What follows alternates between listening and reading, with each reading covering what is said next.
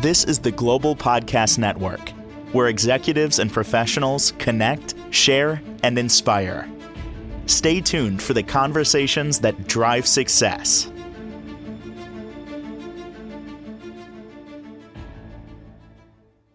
Welcome back to the show. We are back with our estate attorney at the law offices of Julie A. Schejbal. Excited to have her back here. And we're going to talk more today about, well, not only the work she does, how she's helping you. And we're going to do some charitable estate planning and talk about some other charitable type of giving as well. But first and foremost, welcome back to the show. Great to have you here on the Zoom. How's everything?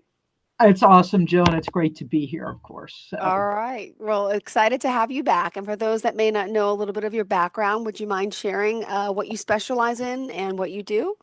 So I'm an attorney, and my practice focuses on estate planning and probate work and all the things, and elder law, things that shoot off of that. And I've been doing it for quite a long time. And so I've been helping people, transfer their wealth to the next generation, or if they lose capacity, helping them or helping their families navigate through all of that.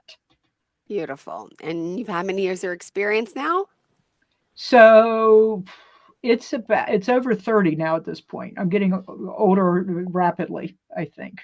Oh my goodness. Well, clearly you are certified, you are licensed, and you work in what state specifically?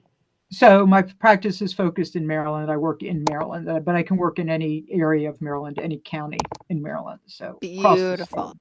All right. And today I know we're going to dive a little further into what exactly is charitable giving and estate planning. Could you tell us a little bit about that Sure. specifically? Thank you. Absolutely. So people, think about charitable giving, when you go to church, you put money in the offering, you maybe put money in, Christmas, the Salvation Army kettles, or maybe write a check occasionally to your alma mater or World Wildlife or whoever, and you're doing that during your lifetime.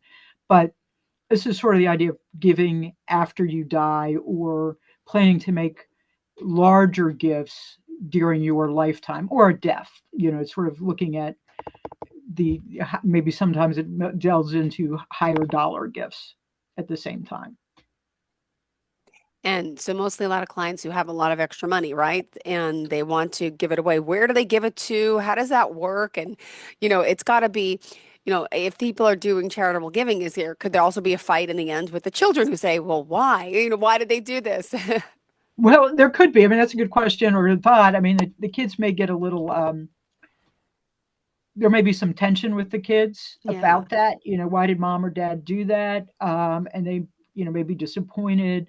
What I would say, one thing is that the charities are very good at defending their turf.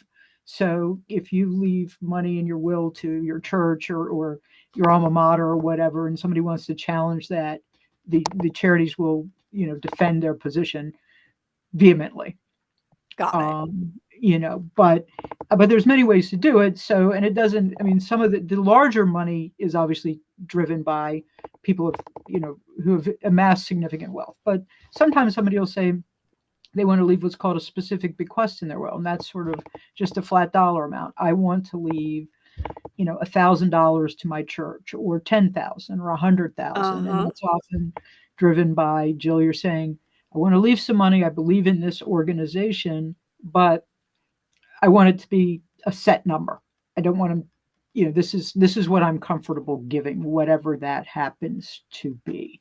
And sometimes people do it as a percentage. I want to give, I think there used to be a tithe was 10% of your assets. So they'll leave 10% of their assets to their church or their charity at death. And they're saying, whatever I have left, if I have $1 million, I have 10 million, 20 million, 100,000, you get 10%. So a nice thing about a percentage is it does vary. So that if everything goes up, the charity benefits more. If it goes down, then the charity benefits less, but your kids don't bear the burden for that, if that makes sense. Got it. Now, what do you do? What do you have to do and set up ahead of time? Do you let your charity know ahead of time, years before? How do you set this up? So you would set it up in your estate planning documents. So in your will or in your trust, you would say, I want to leave 10% of my assets to X charity. And it could be charities. It could be some people say, I want to leave it some to my my religious institution. I'm going to leave some to my alma mater. I'm going to leave some to a cancer organization, or fill in the blanks. So they could, spread it out among 4 or 5 different entities. I used to think you shouldn't let the charity know while you're alive, because, hey, you don't want to be bombarded by a lot of literature, right? You don't want to, while we're alive, we don't want them calling us and, with all the lit we used to get when you gave money, right? Get enough mail every day.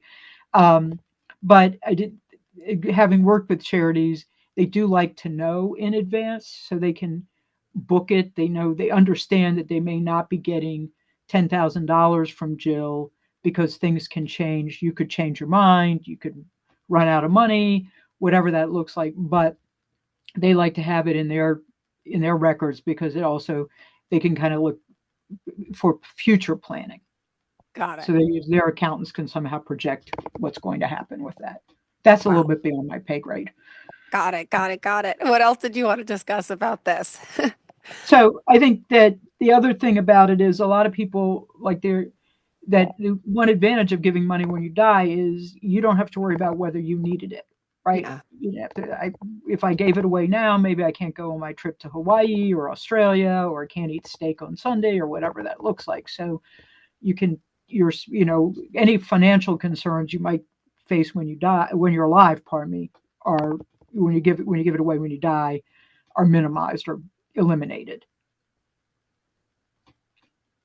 Now, during this process, let me ask, you obviously, when should you be notifying the charity specifically and letting them know, like, not getting their hopes up, but also, could you also talk to the charity and tell them you only want your charitable contribution to go towards a certain aspect of their charity? Do you know what I'm saying? So Do you you have could the do that. right to You do could that? say, yes, you could say, I leave it for, like, if you were leaving it to a university, you could say, I want it to go to Yeah. scholarships. And within the university, they have dedicated scholarship funds. So you could say, I'm leaving it to, um, the athletic fund. A lot of athletic departments have their own boosters. You'd leave that to their scholarship fund, or scholarship funds within the university. Or you might say, I'm leaving it to, um, sometimes professors will say, I'm leaving my money to the uh, chemistry department, because I was a chemistry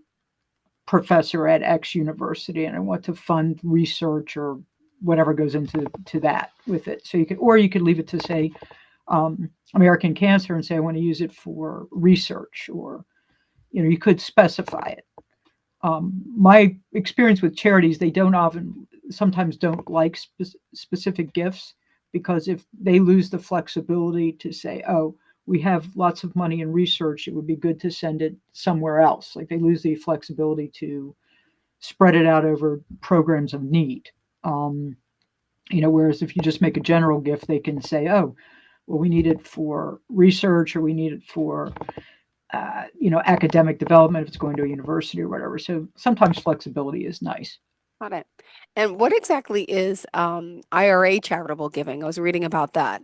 So they have now this, it's called a qualified charitable deduction from your IRA. So Okay. for our listeners who are even older than I am, as you get to be 73 now, you have to start taking money out of your IRA, whether you Okay. need it or not. The tax code forces you to take the money out. Yep. So some people who've done very well, they have a lot of money in their IRA, but they don't need the money, could say, well, instead of this money coming out to me, because all it's what it's going to do is it's going to come Yeah. out. I don't need the money. It's going to increase my income taxes for 2025. Instead, you could shift up to $108,000. That's a number from the code, not me, to qualified charities. So you would name the charities and say, I want them to go to American Cancer, or the Komen Foundation, or World Wildlife, or the Humane Society. And the money goes to the charities. It's not considered taxable income on your part. So you are not taking that money into income tax. It's not going to be taxed to you. Yeah. And that could be, if you are at the point where you don't need money from your IRA and you have to take it, it can be a kind of powerful tool for you to get some tax relief. Got it. Interesting. And then, for those out there when it comes to estate planning in general, right? This all should be done. At what age should people start be thinking about doing estate planning? So I think they should start thinking about it, in their earlier than people might think, in their 30s. If you have a family, if you have young children, you should start thinking about that, because you're looking at, if something happens, who's going to take care of your kids? And this Yeah. is whether you have a lot of money or not very much money. So you're looking at that part of it. And oddly, we don't do the kind of complex planning, but when I have younger clients, we are kind of looking at, there is a charitable component sometimes, because one of the things we're looking at their wills is what happens if you aren't survived by children or True. grandchildren. You're on your way to soccer practice, big crash in the minivan, or you're on vacation and the plane goes down, which is a horrible. All these things are horrible to think about, but they happen. And then you could sometimes people say, well, if I didn't have any children, I would give my money to my favorite charity, Yeah. because at that point I am like, I don't have to. I'm not worried about benefiting my children. Got it. All right. And then also, with the work you're doing, there's something that you call the top of the line giving. What is that specifically? So this is sort of like, this is the stuff that tax and estate planning and tax with the tax spend the geeky people get all geeked up about. And so it's like, some of it is sort of known by a charitable remainder Okay. trust or a charitable annuity trust, a CRAT or a CRUT.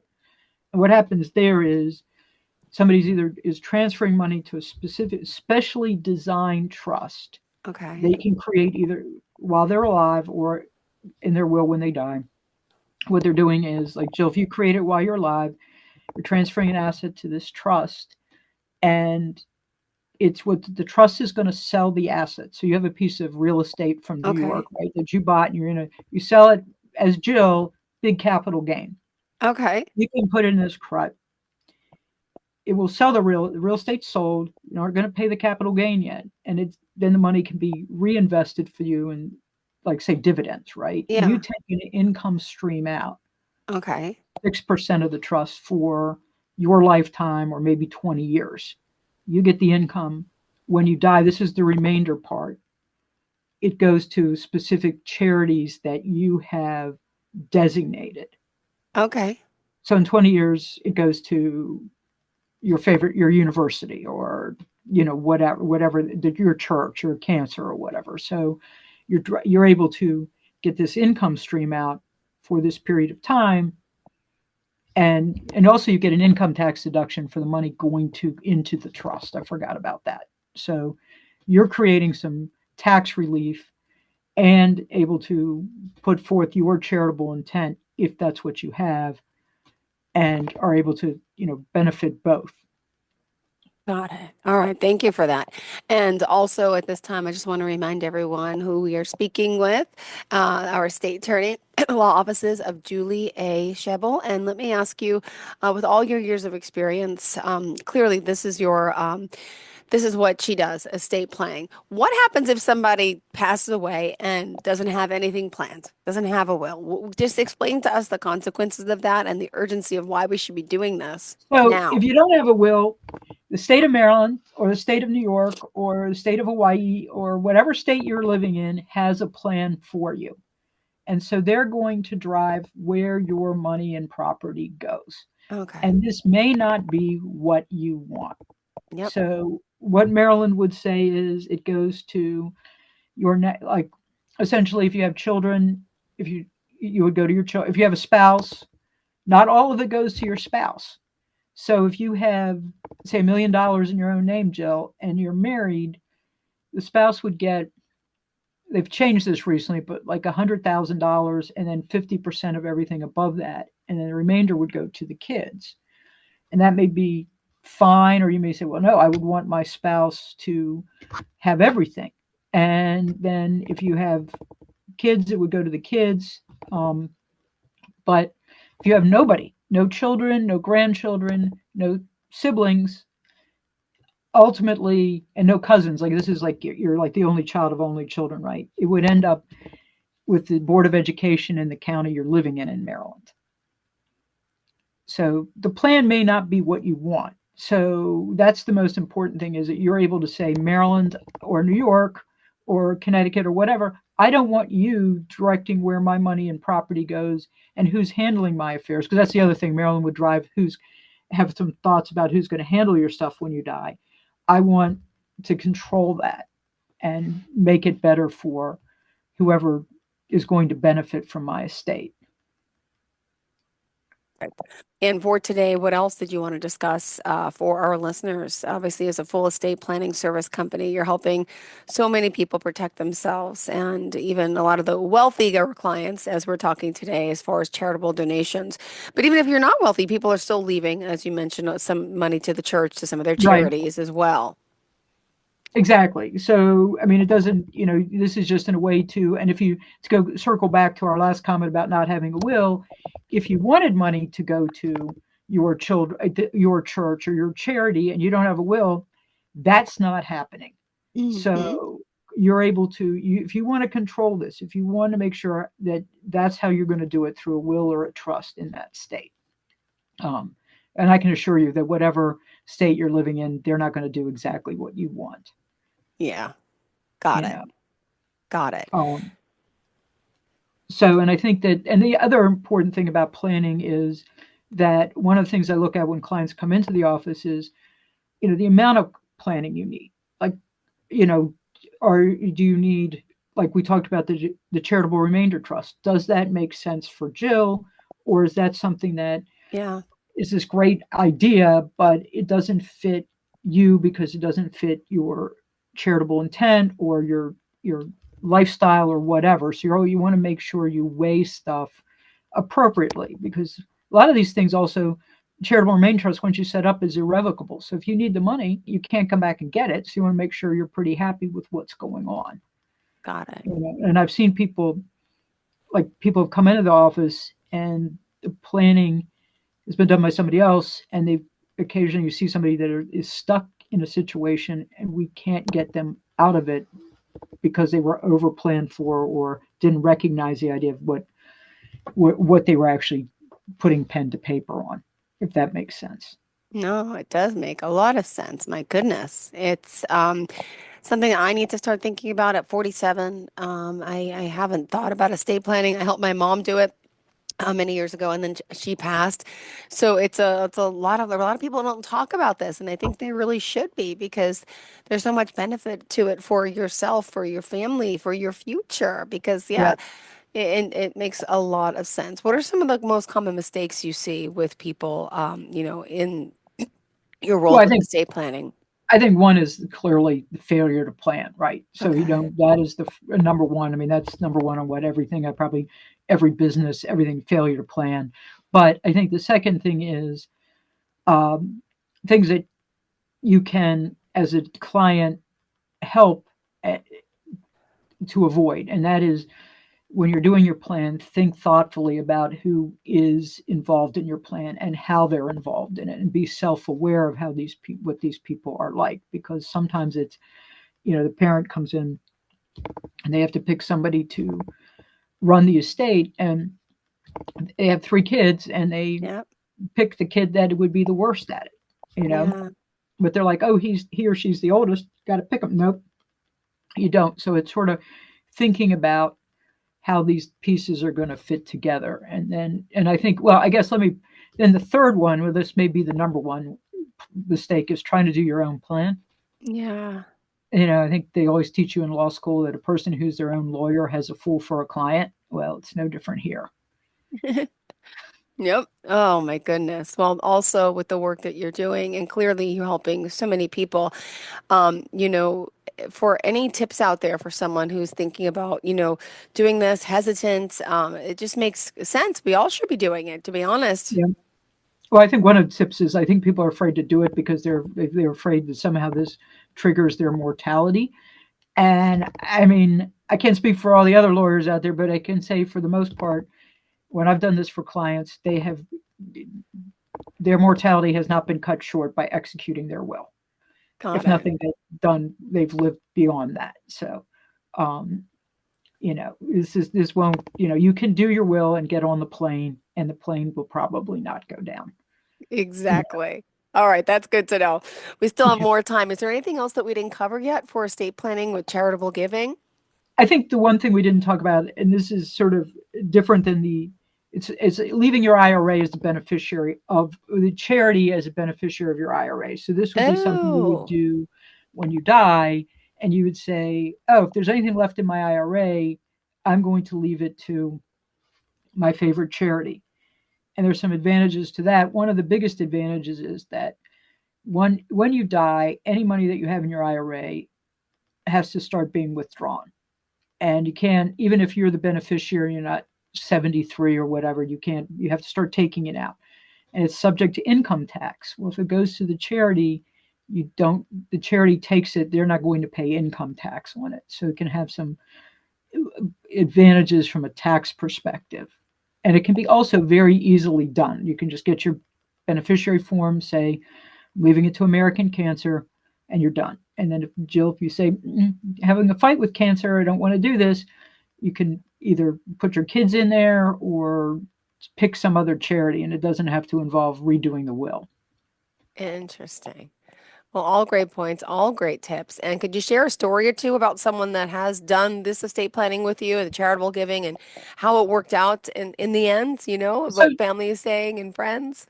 yeah, so I had a client who came in. She had no children. She had several sisters, and she left about a quarter of her estate to her church.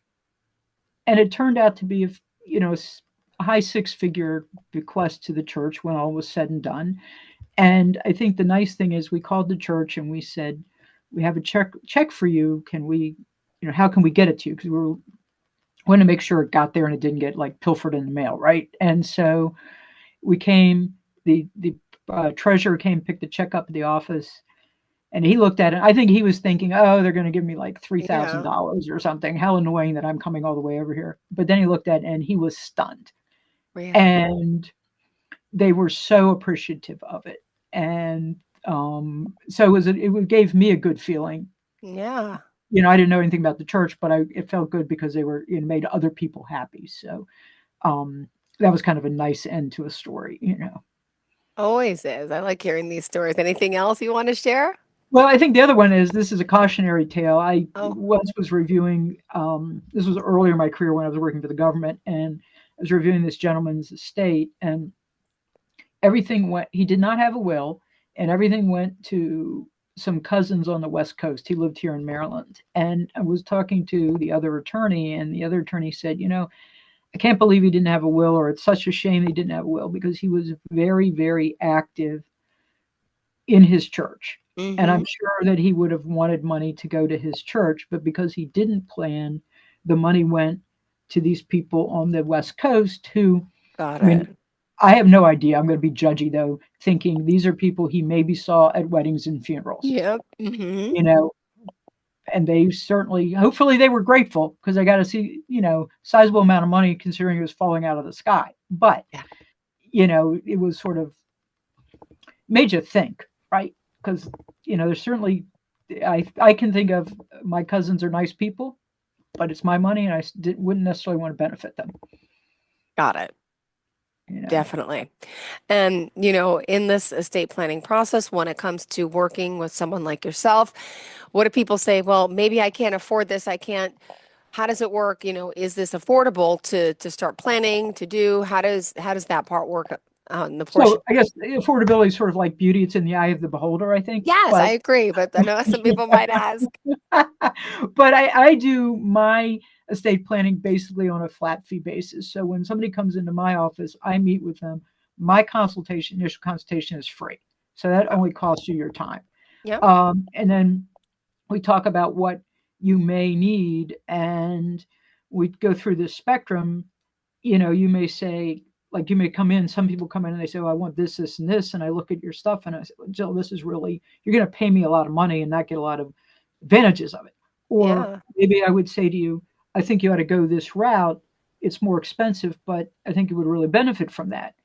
And then the client sometimes will say, you know, it, "Jill, if I said you'd really benefit from this other route and you say, nope, too expensive, I Yeah. want the cheaper route," I'll do that. I mean, it's sort of, that you should be, you're in control of your pocketbook, I think, Absolutely. Absolutely. I get it. Well, it's always a pleasure speaking with you and glad we were able to cover some of this today for those out there who are maybe thinking about this, the charitable giving and the IRA and doing it this way. So definitely brought some more light and shed some more light into estate planning here and want to thank you for that.